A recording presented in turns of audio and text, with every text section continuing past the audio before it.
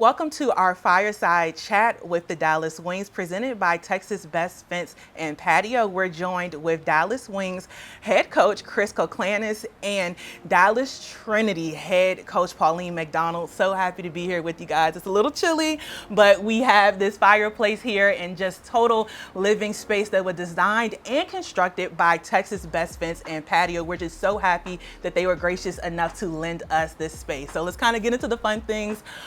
Sports, just what a time to be a woman. So I guess I would just ask you both, looking at what it is to lead women, what would you say for both your respective teams? What was something that led you to say yes to the opportunity when it was presented to you?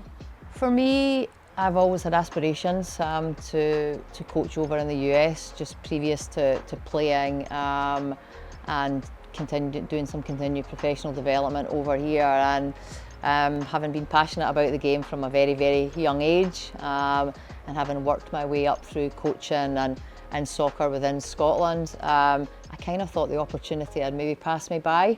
So when I actually received the call from Chris Petruccelli, it was just something that, you know, it was my dream, and I'm so privileged to be here. I love the culture. I love the way that the country embraces sport and women's sport in general, and to be part of a start-up and actually have the potential to work with academy players, college players, professional players, and together create a sense of belonging, a positive culture, and inspire each other on a day-to-day basis to be our best is just, yeah, it's perfect. For me, I think it started growing up, just growing up with 4 older sisters and being around such powerful and competitive and really influential women.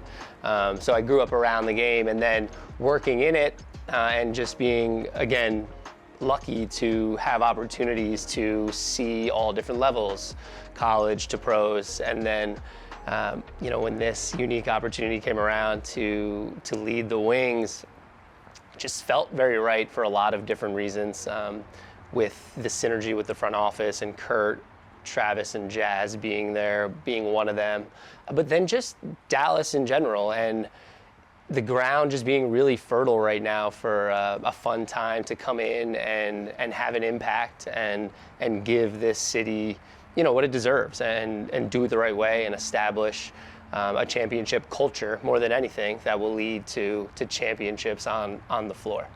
Yeah, I mean, even as leaders, sometimes I'm sure you have those days where it's like, oh, I don't really feel like it. But what do you think is that one thing that drives you to just put your best foot forward every day? I mean, you have assistant coaches that are looking at you, you have players that are looking for you. So on those days that you don't feel like it, what is that thing that kind of gets you out of bed to go do your job?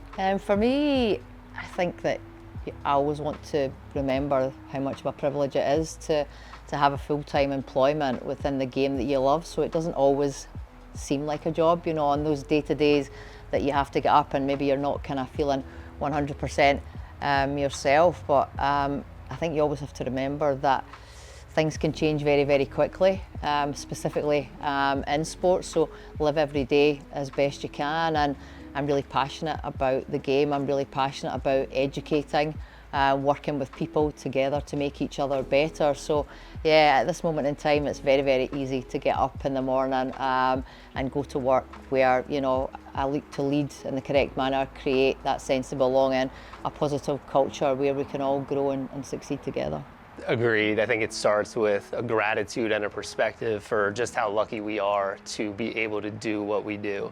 And then also that's leadership, right? Like, you don't get to choose when you show up and how you show up. You need to show up every day for your team. And I think it's an awesome opportunity when you lead with a consistency day in and day out. You model the way for them. And no doubt there's going to be tough days when you just don't feel like it. But for me, it's, you know, some days more than others, it's going to take a little more effort to get going. But once you kind of push through that initial resistance, this is what we love to do. And so the reward, the motivation, the flow is on the other side of just giving a little more effort at first. So that's the fulfillment piece that comes with leading and serving others for us. Pauline, you have players from just all over the world. Why do you think it's so important to have such worldly perspectives in your locker room? I think it's important to embrace diversity, be inclusive, and that's something that the ownership group are really really want to promote. We want to reflect the culture here in Dallas also, but I think, the conversations between myself and Chris Petruccelli, the style that we want to play the game is one that's exciting, that inspires, that engages the community, and that's about trying to blend the American strengths of athleticism, competitiveness, really good technical proficiency with more of a kind of possession-based European style. So that's part and parcel as to the depth of international talent within the club, but also I think that with that there's huge educational lessons to be learned. We can all, I think also it improves the cohesiveness of the group, as we have to potentially look after people that are moving away from home into the culture here at Dallas. So I think with the kind of extensive culture and the international players, I think there's real opportunity for innovation, creativity and cohesion as well. And Chris, for you, you have so many nieces and nephews that I'm sure you just adore, and you are always one that's willing to move for an opportunity and really just commit yourself to what's in front of you. What do you think your different moves in pursuing your dream, what do you think that shows them about going after what they want to do? More than anything, it's rather than having a dream and being real specific and taking the steps and trying to map it out. I think for me, it was more finding a purpose first. So for me, basketball as a vehicle to serve and to impact others. And I think if you find a purpose, I think that takes you even further. So it's externally focused. There's more that I think you're willing and open to seeing what comes your way, what opportunities, and you're more open to exploring those. So I would say, can you, find what really gets you up and what gives you joy, and then you're more willing to kind of explore those and be open to wherever it takes you. And then wherever that takes you, you be where you are, and who knows what happens next. So that's kind of how I've gotten to where I am, and that's what I would relay on. Pauline, can you tell us a little bit about your experience growing up and playing youth sports, and then also kind of fast forwarding a little bit, did you ever think the opportunities that women are getting now, did you see that for someone that wants to be in sport? In terms of when I was young, I think I was very lucky in terms of the generation I grew up in, because there was a lot of informal sport.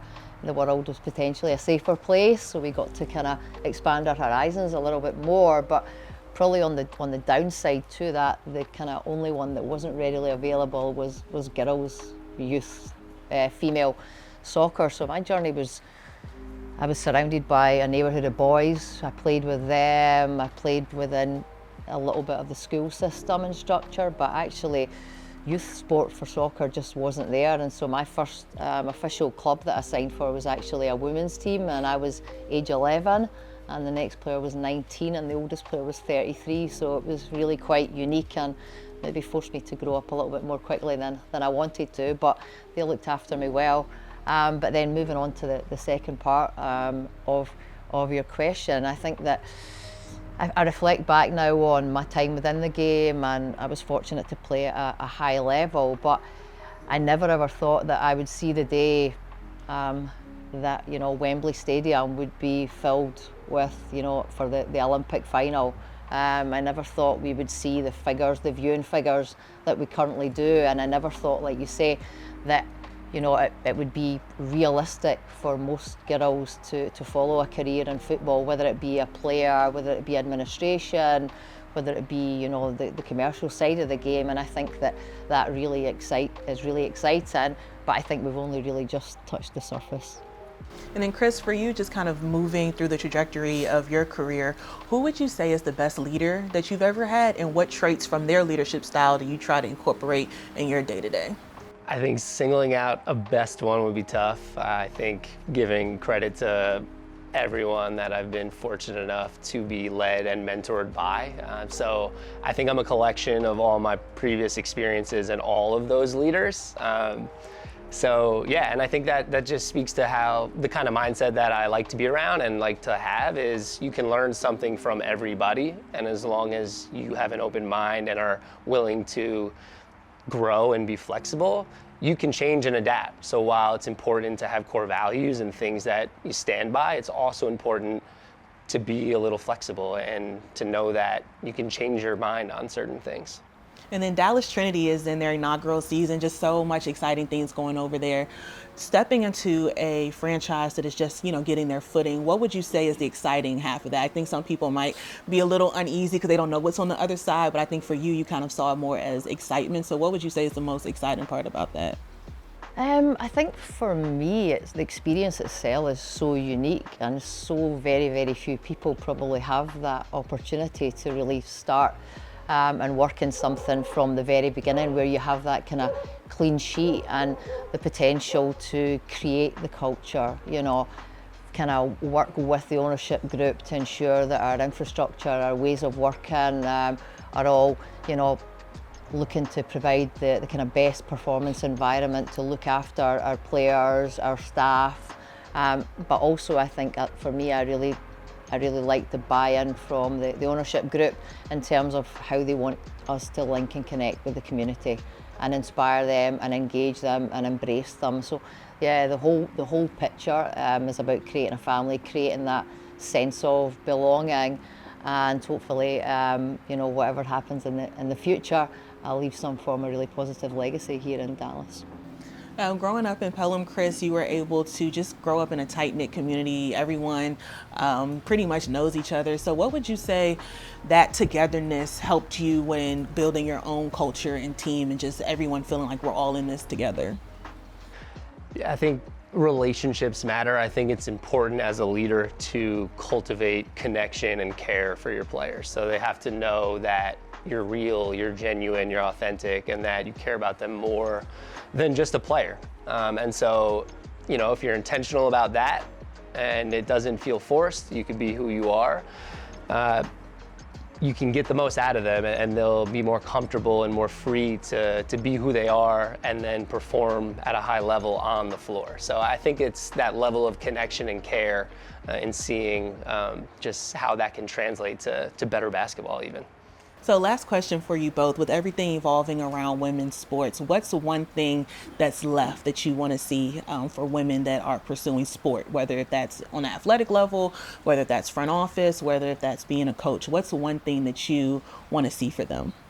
I don't have a specific, I want to see everything. I mean, Pauline touched on it before that this is only the beginning, right? It's about time, the investment, the attention, it's long overdue. And for me to be in a position to play a small role to continue to champion and empower and lift them up is what I want to do and what I don't take lightly. And so just continue to see this moment and to help them capitalize on this moment so that, who knows what they can do in the future and what we can do together.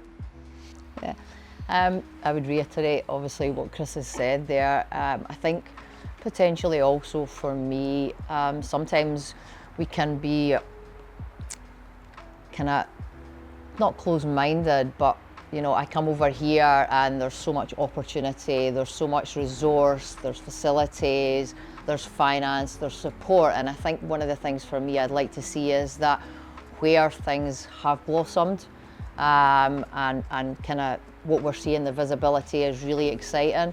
Can those countries help to push the game forward in female sports and acceptance and growth in countries which it's maybe not quite happening, because everybody deserves the opportunity to be a part of something so special.